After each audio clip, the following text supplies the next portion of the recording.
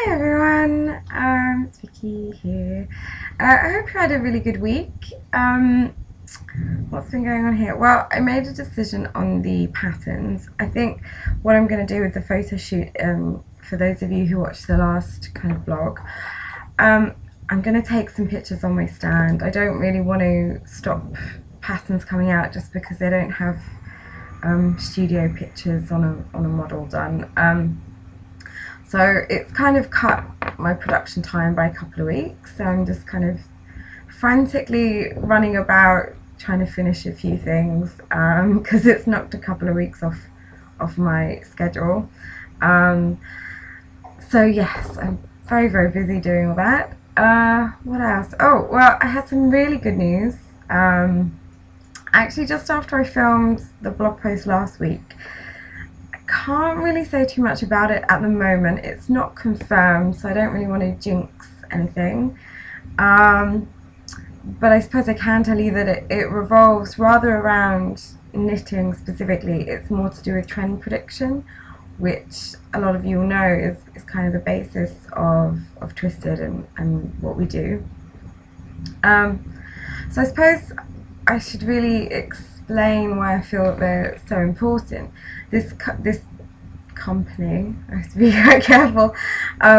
This company also feels that it's very important, which is fantastic. I've never actually done any work as Twisted for anyone else but my own site before, but I really felt that because of their attitude towards trends, it was something definitely worth promoting and supporting.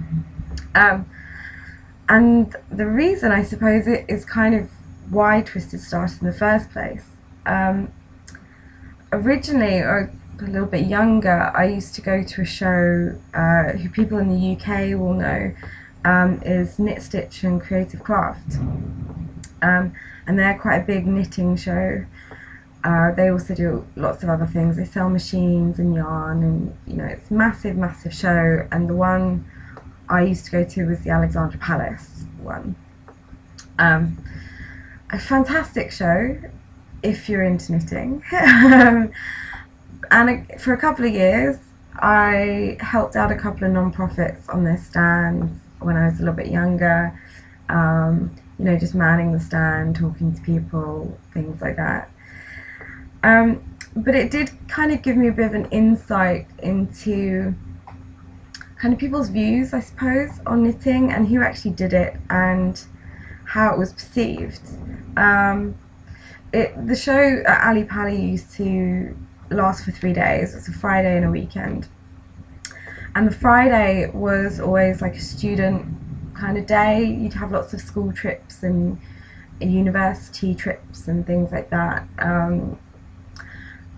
and I kind of noticed on a lot of them, the younger, I mean, you're talking about kids who are kind of 15 to 20, they always used to make a beeline for this one area of the show, and it was a separate room where it had like competition winners from universities and things like that. So very young, very creative stuff, and they were, knitting applied to anything. Chairs covered in it,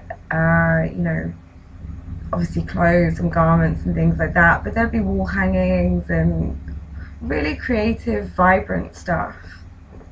And I was chatting to one of the ladies I was on the stand with one year, and she's a little bit older than me. She's kind of in her 60s, and we were discussing it, and she couldn't understand why they weren't maybe looking at the yarn itself and asking about the technique and how to make it and stuff like that. And I said, well, someone like I would, and you would, because we've been knitting for a number of years, so we appreciate the beautiful spinning and the fibre content of the yarn and the colouring and all those lovely things about yarn and knitting that everybody loves. But a couple of these kids are 16. They're just doing this as a part of their art GCSE or project or something. They've got no, you know, love of knitting that they're coming in with. They're purely here for a school trip. And it kind of got me thinking, and it was partly one of the reasons that Twisted started. And I was thinking about it a lot more, you know, with people that I know that knit and have been doing it for a very long time. There's certain things, you know, you love the yarn, you love the fibres, you know, I've heard the term yarn snob a few times. You know, there's different things like that, but it comes from people who knit. You know, they've already learnt how to knit. They might still be learning, but they've already got over the barrier of trying it.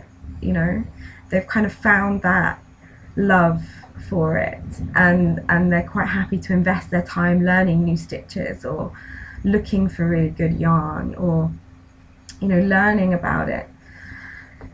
And as I was kind of putting Twisted together, you know, trend prediction was something that I felt really, really strongly about, because I was thinking back to when I was maybe 16, and if I had said to my friends, you know, what do you do at the weekend? I went here, I went there, I did shopping or whatever. It was always something like shopping for clothes, or I went out with, you know, this new boy, or you know, it was something. It wasn't sitting at home knitting or sewing or crocheting or learning a skill, even musical instruments, which a lot of you know, a few people in my school did play and learn and things like that. There really wasn't anything, you know, I never knew of anyone doing it at home when we were that age. And I suddenly was thinking to myself, well, why is that? You know, I have this attitude that everything can be made fashionable. I don't mean that in terms of clothing. I mean, you know, it can be popular. It doesn't. Nothing has to be nerdy. You know, it doesn't have to be hidden away because it might not be, you know, cool. But then I was kind of thinking back to this conversation I'd had with this lady on the stand, and it suddenly hit me that that was the problem. It was the fact that picking up a magazine and going, oh, that's on trend, and that's on trend, and then you go shopping and you see it. Well, that's an easy social thing to do. You see it, you go, you buy it. That's very easy. There's no learning involved. There's no, you know, learning curve or anything like that. You don't have to get over a hurdle to start loving shopping or you know, things like that, which are, you know, going to the cinema or stuff like that. There's no learning curve there. So it's easy. It's all easy. And what I suddenly realised was, okay, if I was 16 and my friend said to me, oh, what did you do at the weekend? And I was sitting at home knitting, I probably would have fibbed, to be honest. It's not very bad, but I probably would have fibbed and said something a little more cool, which I don't think has changed much. Even with knitting's massive, you know, explosion, it's still a bit of a niche hobby. But I was thinking, I made, you know, when I was younger, I made a few things and I would wear them out when I was going clubbing and stuff like that. And I would have random people asking me where I got it. And the minute that I said, oh, I didn't buy it, I made it myself, they were really impressed. You know, you could tell the way they looked. They were like, oh my God, wow, you know. And it makes you feel really cool, you know, that you've got this skill and you can do this stuff. And I thought, that's it. That's the way forward. You have the trends. Kids want to, you know, they go shopping all the time. They see things in magazines. They know what the trends are. So you focus on the trends. and then you get new people involved, and those are the people that by the time they're 30, 35, they're then passing it on to maybe their friends or their kids or whoever. They're still in it and they're still loving it. So I really think I'm really excited about this new kind of project. Really hope now that I've mentioned it that the contract's gonna come through and everything like that. I'm gonna look very silly if it doesn't, but hopefully it will. What else? Oh, I want to say a really big thank you to everyone. The last pattern that we posted was the Aztec Khadi, the machine knitting pattern, which can be done by hand. It's a graphical pattern, so and there's barely any shaping involved, and there's nothing technical, that hand knitters wouldn't be able to follow it. So for both of them, it's available. But I had loads of lovely comments and questions and responses and things like that. So thank you very much. It's always really lovely when people are liking what you do. I suppose apart from that, I have to get back to my knitting. There is a very electric blue cardi sitting on my sofa at the moment, waiting for me to finish. So I suppose I will hope that you have a good week. Get lots of knitting done, and next week I will be in London. So I will be speaking to you from London. So I will see you then. Bye.